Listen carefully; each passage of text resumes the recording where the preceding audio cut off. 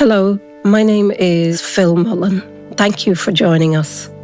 You are listening to In the Half-Light, a podcast by Skeen Press in association with the Museum of Literature Ireland. In today's episode, we sit with someone whose life gives us a window into a part of Irish history that was seldom acknowledged. Our guest grew up as a mixed-race child in a country that insisted upon a story of itself that was only white. Her memories tell a story of what it meant to navigate childhood in such an atmosphere, where the colour of one's skin influenced how one was spoken about and handled by the adults around them. These are the kinds of experiences that rarely made it into the state reports on the institutions, such as industrial schools and mother and baby homes. But they tell us a great deal about how, even amidst the trauma of being in such an institution, certain children were made to feel out of place, and how these children survived in spite of it. This conversation today allows us to hear that history directly from a person who lived it.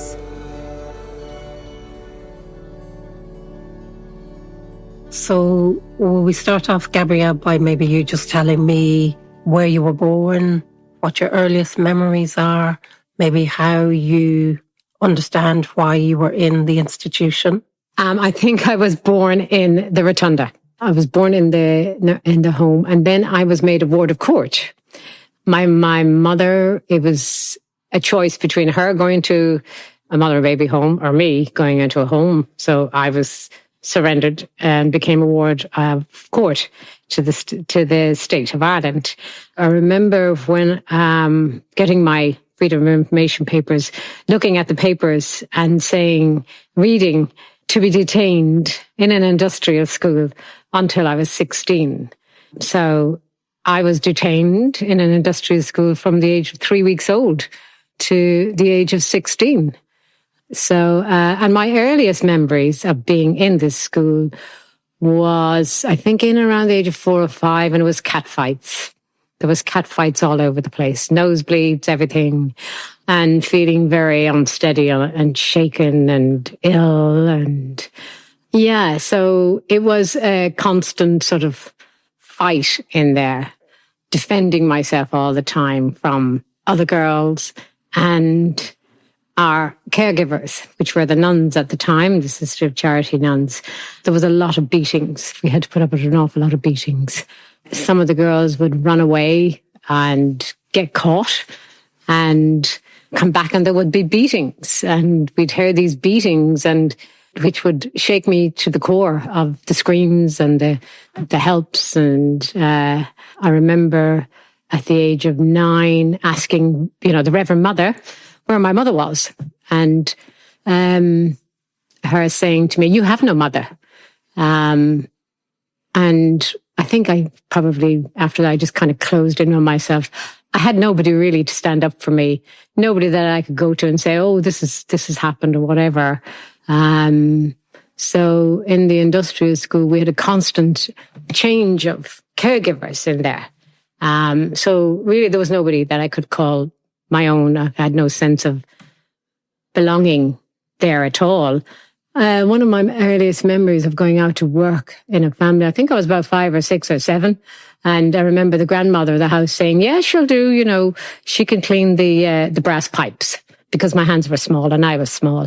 And at those days, they had brass pipes going into the baths and stuff like that. Another memory I have of being in the industrial school was being in these large dormitories. And up on the windows, they used to have black sheets held up with nails to block out the light, and just rows and rows of beds in these dormitories that we lived in, which were cold. And we lived in these until I think we were about 10. And then we got cubicles.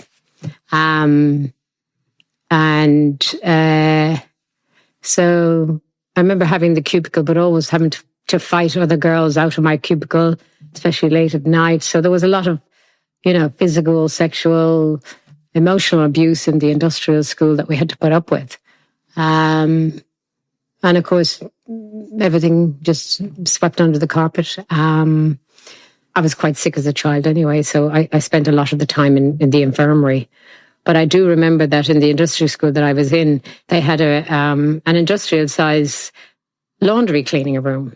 So I remember being in there when I was quite young, putting the sheets through the rollers and folding the sheets. And so I think we did all the laundry for the community. Or what about school?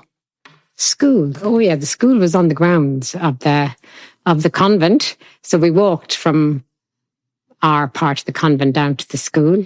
We went to school. I remember having, now that I know what glue ear is, I had glue ear up until the age of 12, so I couldn't really hear a lot of things, and I lost out on a lot of my schooling. But eventually caught up. Then went to the secondary school, was on the grounds of the convent as well too. So as a result of that, the industrial schools got closed down. And I remember I was on summer holidays with a family, and the nuns came and said, "You're staying." And I was 15 at the time, totally devastated, shocked, that I had to stay and live with this family. Didn't even get a chance to say goodbye to my friends who I had come to the industrial school at the age of 3 weeks old, and we'd known each other. So we were like sisters. So I went on to another school and to live with a family until I finished my school years. That wasn't an easy transition for me either. I missed my friends hugely. I have to say that I ended up living with some families who didn't like anything that wasn't Irish, including me. Yeah, feeling total rejection and racism from some of the families that I stayed with. Because I suppose from the age of 4, I always had a feeling that I didn't belong here. Because people would always say from the age of 4, I remember from the age of 4 to 14, hearing, "Sure, you're not Irish." So I had no sense of belonging at all. And even if I did want to enjoy myself or steep myself in Irish culture, it was more or less prohibited for me. It was kind of like, "No, you can't. You're not Irish." Yeah, it was hard, not, having no sense of belonging, especially when I had no mother of my own, nobody to stand up for me, or nobody that I could go to and say, this is what's happening. Alone, very alone growing up. You sound very isolated and very alone. Yeah. There was no other mixed race kids around you. No other mixed race kids in the school that I went to. What about in the industrial school? Oh, in the industrial school, yeah, there was 7 of us, and I had my sisters with me. So yeah, there was 5 or 6 of us, I think. 7, could be 7, yeah. Mixed race girls, growing up with me, and we kind of supported each other in that respect. If anybody ever, called us any names, we ganged up and we gave them what for. But I didn't have that when I left that school at the age of 15. So, I would have to sort of, be there by myself. And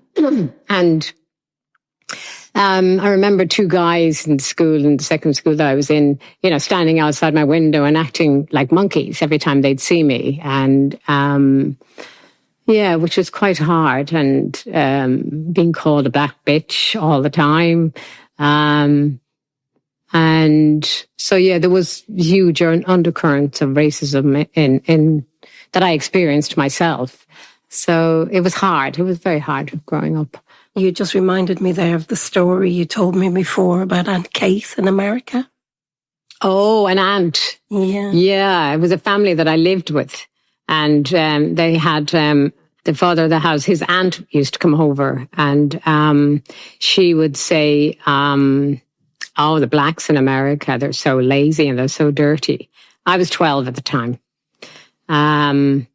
And I remember being totally devastated hearing that, so I think since then, that story coming from America really sort of justified the father of the house treating me the way he treated me, even though I used to go into the into the mirror in the bathroom and go, I love the color of my skin. Do you know why? I find nothing wrong with myself. So, this person has a problem with me. Speaking up for myself I wasn't able to do that, or maybe even allowed to do that, because the person in the house would have been quite aggressive. And and it just, I suppose, I think by the age of 14, I had turned to alcohol as my crutch. That was my crutch. I remember saying to the woman of the house, I love being drunk. I love being out of it, because I didn't want to be where I was. And this is when I had changed schools. So I drank an awful lot when I was a teenager. So I did. And then sort of left school and kept drinking and got a few wake-up calls on the way. I think that, the nuns, they ate off silver spoons. We had to clean up after them. We cleaned up after everybody. We had, from the age of 5 until the age of 15, we had routine cleaning going on. We even had to clean the school on a Saturday and Sunday. I cleaned before I went to school. I cleaned during school because the teachers used to have their lunch in the school. So instead of all the kids would be out playing during the lunch, and me and a couple of the girls in the industrial school would be inside washing the dishes after the teacher. After I've had my own dinner, I'd wash the teacher's dishes. So, so it was just cleaning. I mean, I came out of my schooling years thinking, oh, I'm a great cleaner, So do you think that really the institution really shaped who you became? Immediately after I left it, it did institute who I became, because I always felt that I wasn't enough. I wasn't good enough to do anything better than cleaning. Even though I remember I got into UCD to do an arts degree, and I didn't feel like I belonged there. That I was good enough to do that. And I remember, doing U-turns, always going back into cleaning and finding that maybe a lot easier. I don't know. And I suppose because of the fact that I was drinking, it didn't help at all. In the beginning, you used the term surrendered. You said your mother surrendered you, which kind of suggests she gave you up. Not willingly? No, I wouldn't say that was the case. Maybe that was the wrong word, surrendered. My mother never told anybody about me. She actually took that information to her grave. I think it was either because when she was pregnant with me, she didn't tell anybody. And I only found that out not so long ago from one of my aunts, that she went missing for the 6 months.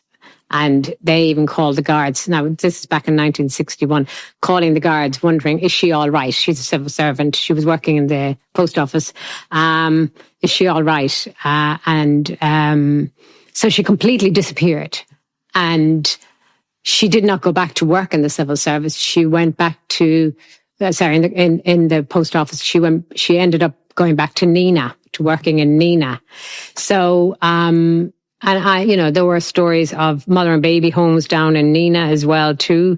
So she gave me up, I think, to protect herself. So as I said earlier, it was either me or her that was going to do the time. And she didn't do the time, I did the time. However, when I was in the industrial school, I found out afterwards that she had paid for my time in the school, which was quite strange. So she was made to pay a certain amount every week from her wages, from her, I don't know, there wasn't a state then. So anyhow, she had paid some money and while I was there. And took that to her grave and never told anybody. So she died quite young. She died when she was 54. And it wasn't until recently, in the last 10, 15 years, that her family found out about me. Yeah. So how did that happen? So when the Freedom of Information came along, we were assigned a social worker as well too. And I took the opportunity to talk with a social worker, and she asked me, did I want to find out about my mother? And I said, of course I do. So she found out about my mother, and through civil service records. And so, yeah, she found out about her and told me the story that my mother had died and that she came from fine farming stock down south. And then it took another 10 years for them to contact me. And so it was, say it was about maybe 10 years ago, 15 years ago, we physically met up. So I met with her two sisters and my cousins. And so got a little bit of the story from them, but they were quite shocked. They didn't know too much anyway, that this girl even existed. And one of her sisters, who would have been 15 years younger than my mother, 10 years younger than my mother, apologized to me because she didn't know anything about me. But it also turns out that her sister as well, to another sister, she had adopted 2 children from an industrial school in Cork. So that was quite a surprise for that aunt to do. However, to this day, she's, completely doesn't want to know me, which is quite strange. The fact that she's adopted 2 children and her sister had a baby who was in an industrial school. So I'm kind of thinking it's probably because of the color of my skin. If she has her prejudices, I have to be okay with that. So I have a lovely cousin that lives down south, and his main objective was that I wouldn't be rejected again. So, yeah, I'm still talking with them down there. So yeah, that's unfortunate that it happened so like that. Apart from that one aunt, has the experience been positive? Have you been accepted, embraced, folded into the family? Or is it just one cousin? Only from one cousin, yeah. Just one cousin, yeah. I mean, the other ones are, they say hello, but, I wouldn't be going to visit them or anything. I've gone down to visit this one cousin. And I suppose one of the reasons why I have gone down there is because my mother's buried there. And so I went down a couple of times. It's not a journey I make every year. So, they don't live where my mother is buried, the rest of my cousins. So, I mean, I probably am in contact with some of them on Facebook, but we're not friendly or anything like that. We're not friends. But it turns out actually that one of my cousins was born on the same birth date as me, but a year apart. And my mother now they're all in the same family. All my cousins are in the same family. There's 9 of them in the one family. And my mother was very good to this family. And they're all in around my age, right? I think there's a year between me and this other girl that was born. So I just think that's really strange that, how could my mother, be so loving and so giving to my cousins and not her own daughter. And I suppose the fact that one of them was born the same day as I was born, so I guess she must have been heartbroken or must have broken her heart somehow or other because she died very young. So she did, so I'm trying to find solace in that. So do you think, in terms of your understanding of all this process, that a lot of what has shaped you or a lot of what has influenced your life has been based on the fact that you are of this African-Irish mix, and that maybe that has somehow influenced how you've seen yourself and how other people have seen you, how they've accepted you or embraced you or rejected you? More rejection than anything else, because I am half African, half Irish. And I only found out that I was half African, half Irish when I was 42. Actually, no, I didn't even find out that. I only found out about my African heritage, I think only about, 10 years ago, right? And that was through DNA. right? Otherwise, what's written on my documents is that I could be West Indian. So I didn't know, because I don't have real African features. I grew up people telling me that, oh, you could look French, or you could look Spanish, or you could look this, so I had no sense of identity when I grew up, because the Irish told me I wasn't Irish, and I didn't know about my other half. So yeah, having that sense of belonging. No, I never had a sense of belonging here or anywhere, because I suppose I couldn't identify the other half of me. But anyhow, since the DNA in the bottle thing, I can now actually tell people that I'm half Irish, half African, which I didn't know before. Has it given me any sense of identity? That has given me a sense of identity now, but I didn't have that growing up. So I had no sense of identity. In fact, I had a chip on my shoulder from when I was growing up. People even making jokes in some of the families that I stayed in, that, oh, she could have come in from the Spanish Armada, and the Spanish Armada did actually come into the west of Ireland where I live. So, so it wasn't easy, having any identity at all. Or being with no identity, and I suppose having to make it up, where you're from, where you're really from. And it's deep down in my heart, I didn't know anyway. So I'm like, okay, yeah, Spanish Armada, I'd make a joke out of it, because if I told them I was Irish, then there was a big conversation about, sure, you can't be Irish. So then I used to say, no, actually, I'm American. And I remember telling, this other story. We had a lovely elocution teacher when we were at school, and she spoke beautifully. And I thought, okay, right. She's in the west of Ireland. She speaks like that. So I'm going to speak like her. So I completely changed my accent so that, when I did say to people, if they asked me, where are you from? I'd say, I'm from the UK. So no, there's no sense of identity and no sense of belonging. And, up until very, very recently when Sharon Murphy, she said, I belong where I am right now, and that gave me a sense of belonging where I am right now.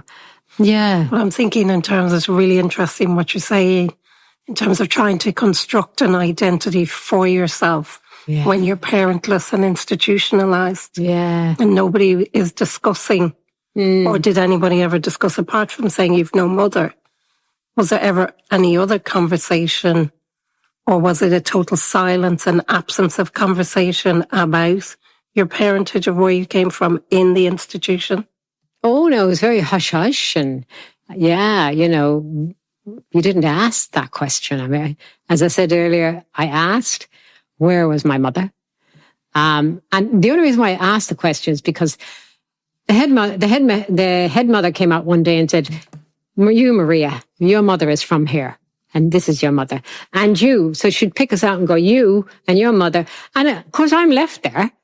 And so I went up like somebody from Oliver Twist and went, where's my mother from? And you don't have a mother. So, no, it was never spoken about. I went into this dream la la land when I was young, with my friend Tanya, and I was convinced she was my sister because we were born 5 days apart. And I was convinced she was my sister. And I was always sick, as I said earlier on. And her mother came to visit her one day. And I was because I was sick, I was totally shocked she never came to visit me. And I was about 9 or 10. I was like, what? She didn't want to see me. And Tanya's also mixed race. Yeah, Tanya's also mixed race. Yeah. So yeah, her mother came to see her, and, there was no mention of my mother ever. And so I just went into sort of this downward angry spiral about having no mother. And when I was in the industrial school, I was told I was in an orphanage. So very confusing as to, where I was and, what I was supposed to do. But, no, there was never any talk about my mother and father. And, even, some of the families that I visited, sometimes the nuns would tell me, this is your aunt. And it sure wouldn't be my aunt at all. So I'm going, and she never spoke about my mother either. So very confusing times growing up. So then it was very hard to make any kind of sense of your background or... Oh, absolutely. Yes. Yeah. So I had to make that up. So I did. Big time. Did anybody help you make sense of it? No. Not so even the nuns as you got older and never engaged again, like that was the last time you ever... The one time when I was 9, I remember I was either 9 or 13, I can't remember, asking that question. And it was never, ever brought up after that. So I found out at the age of 17 when I had to get my passport. Oh, that's my mother's name. Because they didn't even give me her name. So I found out my mother's name at the age of 17 and then just went into a downward spiral of anger. And that's very dislocating. Yeah. Like a displaced person. I wasn't getting any answers and I went in on myself. So, and then, I even from a very early age, creating these worlds of my own, creating my own identity, coming up with my own accent, coming up with, because I still got like a sore thumb in this town. I was the only person of color in there. So in those days, I don't think anybody had a clue where I was or who I was or if I even existed, So, I mean, people would say, where are you from? And then I'd have to tell them, well, actually, I'm adopted. But I was never adopted. But that was the story I had to make up to cover myself as a 16-year-old teenager. I'm adopted. And it turns out I wasn't. I was fostered. So that's another story. Yeah, so... And do you think your opportunities for adoption were affected by who you were or your skin color? Oh, yes. Yeah, hugely. Yeah. I mean, I think as far as, coming out and being fostered into the home. So the fostering system then was people were paid to take us out. So that was fine. And that was the limit of it, which was quite sad because I thought I was adopted at one stage, and, that I had to be grateful to this particular family that I was adopted to. And it was painful, more than gratitude that was inside of me, because, I wasn't really accepted, as being part of the family. So. There were other children in the family. Yeah, there would have been other children in the family, all younger than me. So do you think maybe there was a kind of an unpaid service? Did you look after those children at any point? Or? Yeah. I mean, it was kind of a mixed thing, you're part of the family, you're not part of the family, but expected to do, what girls do in a family, kind of thing. But no, it was very mixed. I was very mixed up in that particular situation. I wasn't really, I had no sense of belonging in that situation, or there was no sense of pride or anything, because I know other girls that were in the school with me went to other families, and they had great support within the family. I didn't have that support within the family. For me, I was there to support the family.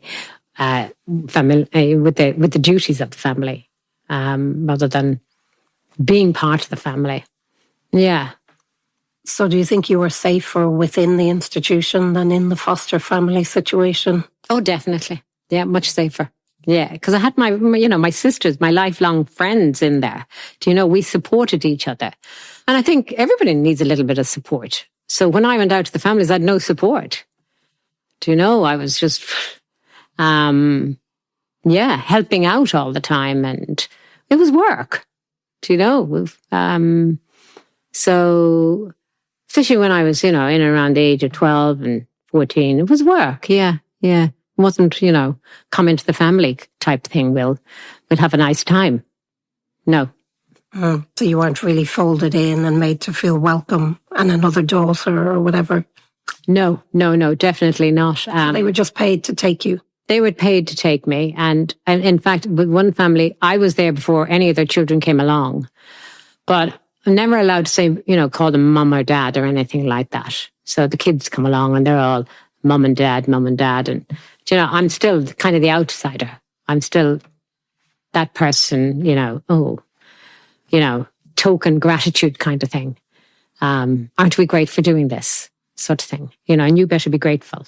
It's really interesting. So do you think what you were experiencing was, I suppose, reflective of broader societal attitudes at the time, the type of language that you were hearing in the institution and the racist kind of comments, and then maybe in this family, even though you're isolated down the West? So we always are sold this story that there was no racism in Ireland before the Celtic Tiger.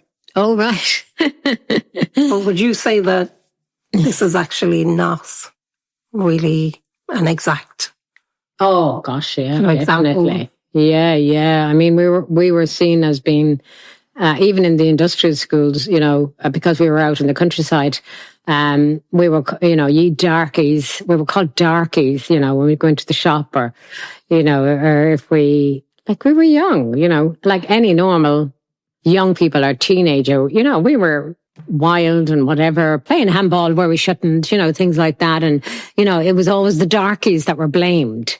Yeah. So, there was a huge sense of that, in some of the families that I went to, I was sent to, in that I wasn't good enough to be even helping out with them. And I remember, even, one guy in the house saying, "Oh, we've taken the wrong one out completely. We've taken the wrong girl. Should be this other one." And then years later, other people saying to me, I had a very close relationship with one of the mother of the family members that I went to. I had quite a close relationship. Nothing ever, made of that relationship or celebrated about that relationship.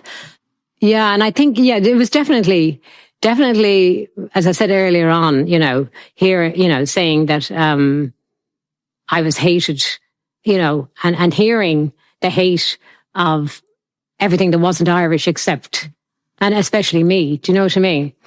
There was a lot of hate in the homes of some of the houses that I spent time in. Did you always stay in Ireland, Gabrielle, or did you leave at any point? Maybe try to find, as many other mixed race Irish did in those times, go to the UK, go to America, try to fit into a community that maybe reflected you better or might be more accepting of you? Yeah, I went to live in the UK in my early 20s. Yeah, found it very hard. I think, my early 20s, we were homeless for most of the time that I lived there. I think we lived there for I lived there for about 10 years. Went with always looked up the girls from the industrial school. So they're the ones we would have contact with. And their living situations wouldn't have been the best either. So I think, when I went to London first, we squatted for the first 5-10 years or whatever. And then eventually, slotting into ticking some boxes so that I could get into a hostel situation. So, if you were black, if you were Irish, if you were gay, you could get into a hostel. So I actually ended up in a hostel with my friend from the industrial school because we were black and Irish. And the lady at the hostel, the lady who ran the place, thought I was gay anyway. And I was like, no, my name is gay. But anyhow, trying to fit in London wasn't easy. It's very hard living in London, trying to get accommodation and so no, we ended up squatting most of the time. I felt happier in myself there. So I did as a young single person. I probably did visually fit in a lot better in London than I did in where I was living in Ireland. So do you think all of this has affected you personally? Has it shaped your personality, how you interact with people in Ireland in particular? That constant having to negotiate your identity with them to make them accept you. Oh gosh, yeah. Even today, I still have to because actually even just today in the last month or so, I just feel a huge amount of racism going on towards people of, especially people who are in direct provision. And I'm hearing it at work, these people coming into our country. And then now I'm able to say to people, hold on now, I'm half African, half Irish, whereas before I couldn't. I had no identity. So,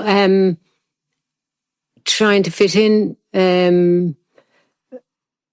it's not easy. It's still not easy. It seems the same as what it was when I was young. I don't know if there's, I'm always constantly trying to say to people, well, I'm Irish. But then being constantly rejected. No, you're not Irish. You can't be Irish. So it's very different. It's not easy. Now I just kind of don't even want to discuss it, to be quite honest with you.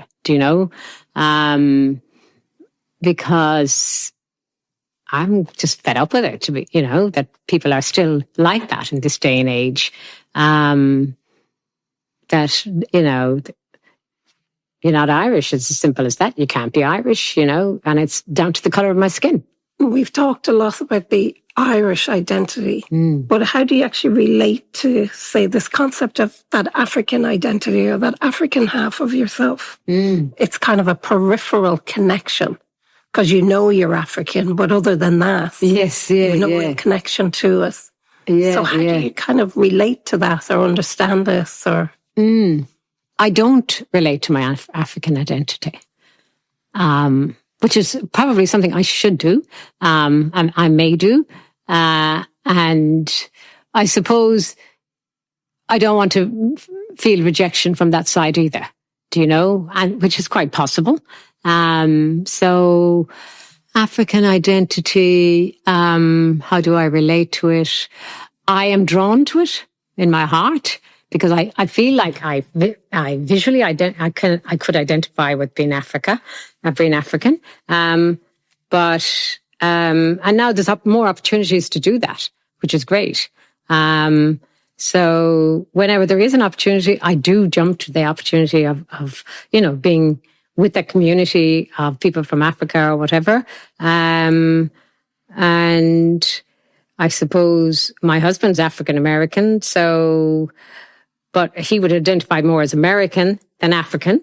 I suppose I wouldn't identify as African. No. I think African is African is a completely different culture, which I know nothing about. And I never learned about it. And I know there are opportunities now to learn about that culture. But I suppose just that the identity, identifying as African. I haven't really thought about it, to identifying as African. So it's just something you are or have as a heritage, but other than that, it has no real place. No. And I've no desires to go to Africa either. Do you know? You want to find out what part of Africa? Yeah. Through the DNA, it has told me that it's Senegal, the Gambia. Okay. It's really interesting. So, it's interesting. I haven't done anything about it. So, have you encountered silences or erasure around your own experience, say in any kind of public discussions or in terms of the official apologies that have taken place for the institutions or what occurred in the institutions? Do you feel that your story is not properly represented or addressed within those apologies that have taken place over the years? I think when we got the redress, I think, that gave us some exposure to what happened in the institutions as well too, which I was very grateful for. And I suppose that was over 10 years ago when the redress came along, and we were supported once, thanks to Christine Buckley. She's the one I would, when I do think of, what we received, I thank her for being able to stand up and talk about her story and saying, look, this wasn't right. So we did get a lot of exposure then, and I welcomed it hugely. And but it seems to have gone it seems to have frightened down an awful lot now, do you know?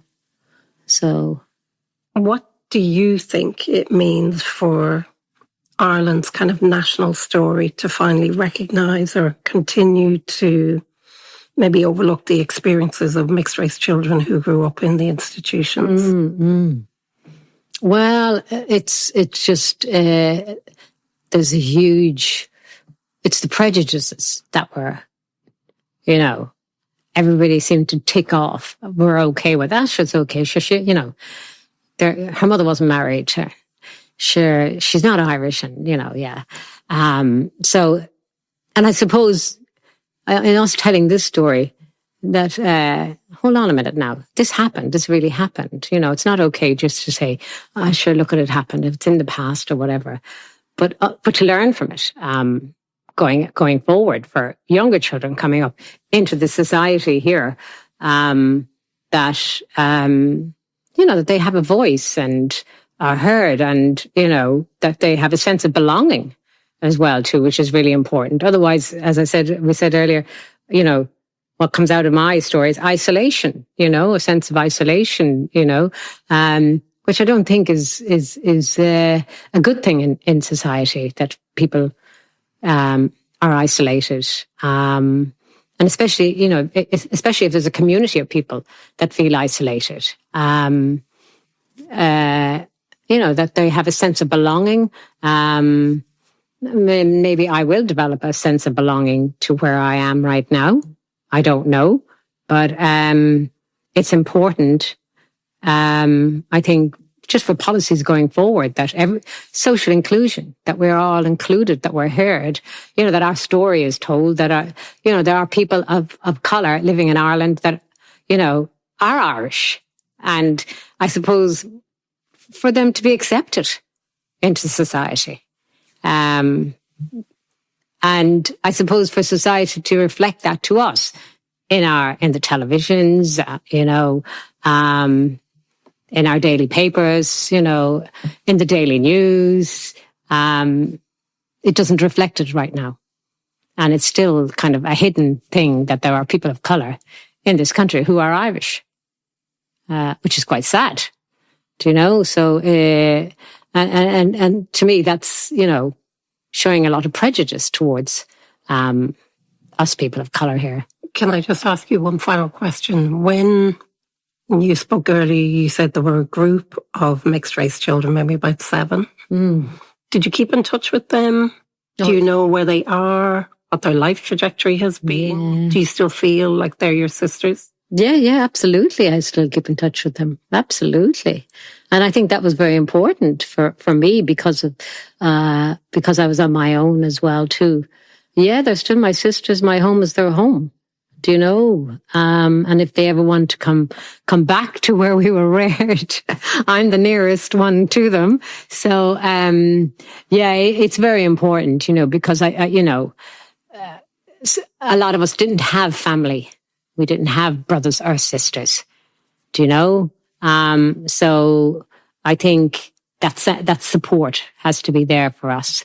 And I think that's why, you know, I kept in contact with everybody as much as I possibly could. And, you know, I suppose Facebook and all this new technology is making it easier for us to stay in contact, do you know, which is great. But yeah, there's a sense of solidarity there with us, the girls from the industrial schools. So if you could speak to your younger self, what would you say? If I could speak to my younger self, what would I say? I would say, probably that I am enough. I am good enough. I am okay. And I suppose not to be taken in all the judgments and the information from everybody, my not just from my peers, but also from older people in the community, to hear it, but to question it, you know, and then maybe accept it or reject it. But, you know, I think growing up, we were sort of seen and not heard kind of thing. And that is kind of like, that is, you know, saying, okay, we don't want to hear your opinion. Whereas now, you know, I'd say to my younger self, ask some questions, do you know, ask, you know, and don't be afraid. I suppose we did grow up in a very fearful environment, and when we did ask questions, it was a wallop, you know. So that has actually come with me through my adulthood as well, to a fear of speaking up. So I suppose I would say to my younger self, speak up, you know, be heard, and, you know, don't let anybody, you know, trounce on you or whatever, do you know? Yeah, so be strong in that. Yeah, I would like to have been that person, but, you know, it didn't happen that way. But tomorrow is another day. Tomorrow is another day. Yeah. Thanks very much, Gabrielle. Yeah, thank you, Phil.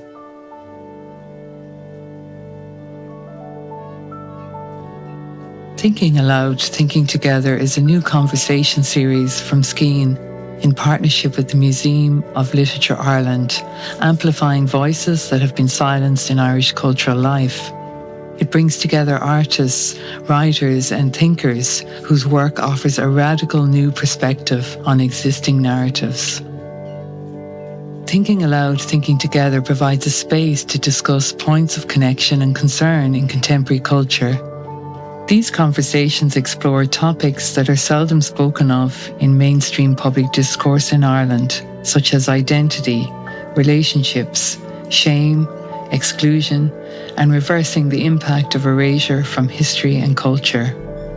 It offers a space for us to reconsider our relationship with one another, to reimagine the ways in which we live, and to rewrite the legacies we leave behind. Supported by the Rowan Trust and the Arts Council of Ireland. Produced by Ian Mullaney.